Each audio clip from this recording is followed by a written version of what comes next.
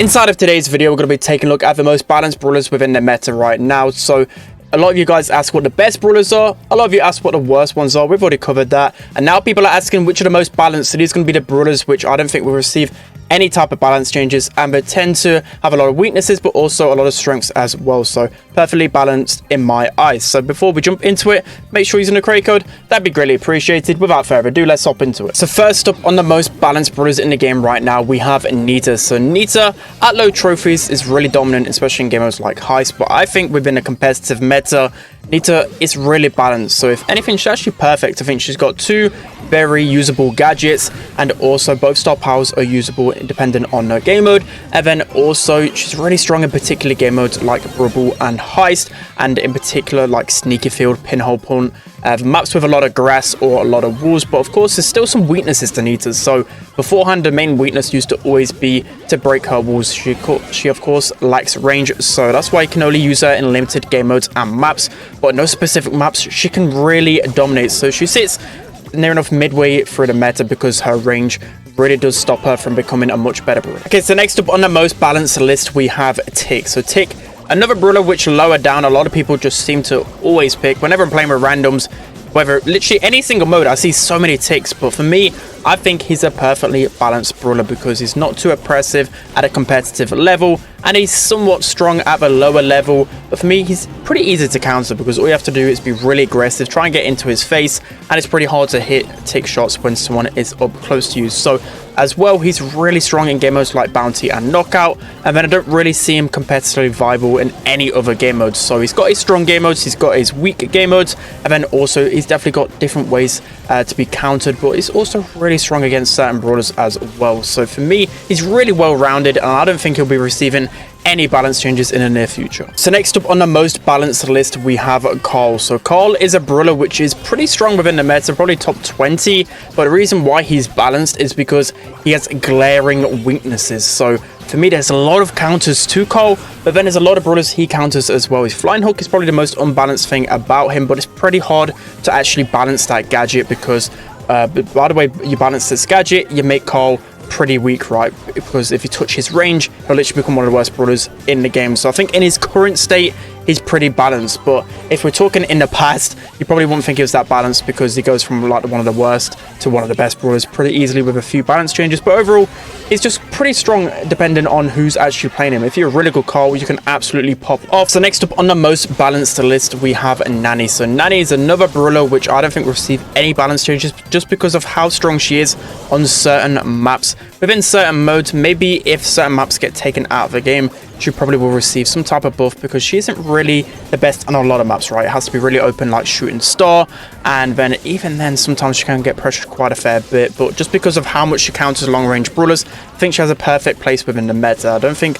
her super is too toxic as well. Sometimes it can be really strong, but of course you have to be really skilled to use Nanny as well. So I think that's the main thing as well. Like, you have to be incredibly skilled to play a brawler like Nanny. But when you're thinking about Nanny as well, you can't really just pick up and play her. You can't just play her in Brawl. You can't just play her in Gem Grab all the time. It has to be the right matchup and the right setting to get the most value out of Nanny. So overall, I think she's really balanced, if anything more so on the weaker side. So next up on the balanced list we have Sprout. So Sprout for me is pretty balanced overall. If you're just playing ladder predominantly, again, you can't just pick up and play Sprout, which is the good thing.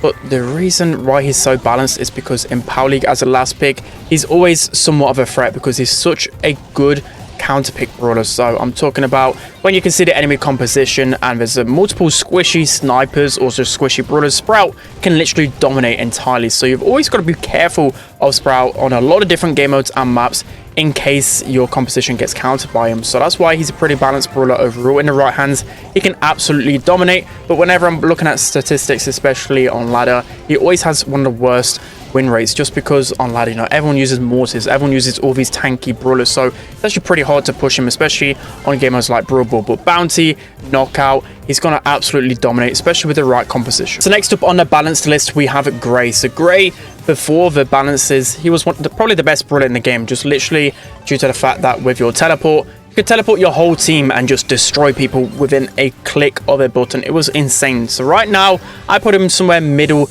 of the meta. Like, he's actually pretty underrated, but still he's only really used in like Brawl, knockout. But for me, he's pretty balanced right now. If anything, I feel like he's underrated, as I said, because he's still pretty strong in Power League when I do pick him.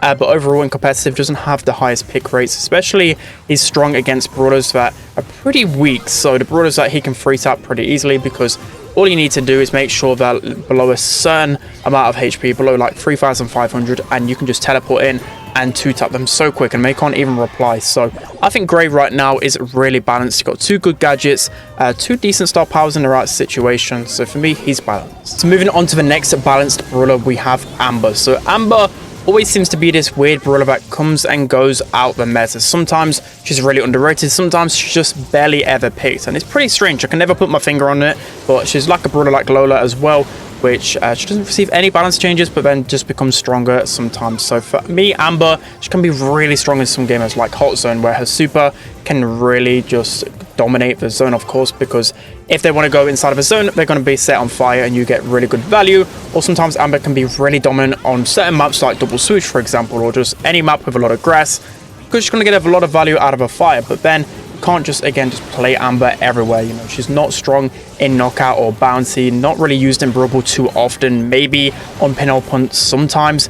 She's good on some Hot Zone modes, but still she actually has quite easy counters as well. You know, if you can get close to Amber with like a Buzz or Mortis, you're going to take it down pretty quickly. As well, Crow is an easy counter for her, so she has the glaring counters, but then she's really underrated a lot of the time. So next up on the balanced list, we have Belle. So Belle is a brawler right now, which seems to be in a little bit of an awkward spot, because I would say she's actually one of the more so weaker chromatics, but I wouldn't really say she's weak, if you get what I mean. Like, she's still usable, and I think she's that type of brawler where in Power League, say for example, I don't know, safe zone, and you don't know what mid to go, you can always rely on Belle somewhat. Like, she's just going to be okay at pretty much everywhere, in every situation. She's not strong, but she's not terrible, so she's definitely usable. If anything, she could do with maybe a tiny buff to her damage, but still, I think she's in the right spot considering how dominant she's been for such a long time. But you can easily just pick up and play Belle pretty much anywhere, to be honest, especially for a sharpshooter. She can still deal with tanks with her super as well, so I think she's definitely in that balanced state. So next up on the balanced list, or more so on the stronger side of things, we have Lola. So Lola's always been underrated in a lot of different metas. Again, she's this type of brawler like Amber that seems to just come out of nowhere and be really strong, and then all of a sudden just disappear into thin air. So I think Lola is incredibly balanced right now, just because she's really strong with some gamers, especially when it comes down to heist. She's really good in Hot Zone, but then she starts to be this okay, pretty versatile mid in Gem Grab and Brawl as well. But like I said, she seems to come and go out of meta. Like 1 week she's been used by pros all of the time, and then a couple of weeks later, or maybe like a couple of balance changes later, Lola just disappears, but then she just comes back again. So for me, I think she's pretty balanced overall. Her gadget is a lot weaker before, but still pretty valuable. 2 good star powers as well. She just seems to be in a perfect space in the meta. And lastly, on the balanced list, we have Fang. So Fang is of course a brawler that a lot of people like, because he's that type of pop-off brawler that can make some really amazing plays. You know, he's an assassin brawler, but still isn't the go-to a lot of times. A lot of times there's normally better options, but still in the right setting, especially against those sharpshooters. You know, knockout, I'm thinking. There's a lot of times I've played a Fang and just completely dominated, but then a lot of times you can make the wrong mistake, and if you don't press your gadget, for example, at the right time, or if you just bounce into the wrong brawler and get Shelly supered, you know, it can definitely be pretty fatal as well. But the reason why he's balanced is because in certain scenarios, you know, if you're the right Fang, if you get your numbers right, you can absolutely just change your super so easily and team wipe. So for me, he has that potential to be really strong, but right now he's only really good in a few game modes. Alright guys, it's going to be it for today's video. I hope you enjoyed this one. So for me, I'm looking at it at a perspective which, you know, not the whole brawler is balanced, just within the meta, like pretty good in some game modes, pretty bad in some game modes, has its clear counters and also its strong matchups as well. You know, we could look at a balanced perspective that, you know, the brawler has 2 really good gadgets, 2 good star powers, pretty good gears, can be countered, and also have good matchups as well. And to be honest, there isn't really a lot of brawlers that are completely balanced in the fact that you can use both star powers, gadgets, and all of that good stuff. I'm trying to think of some off the top of my head, and I really can't. Maybe there's a few brawlers which you can maybe switch off of both kind of gadgets and star powers. Maybe I'd probably say Nanny. Like, Nanny's got 2 good star powers in some scenarios and gadgets. But yeah, let me know in the comment section below what you think. Don't forget to like, comment, and subscribe, and I'll see you guys next time.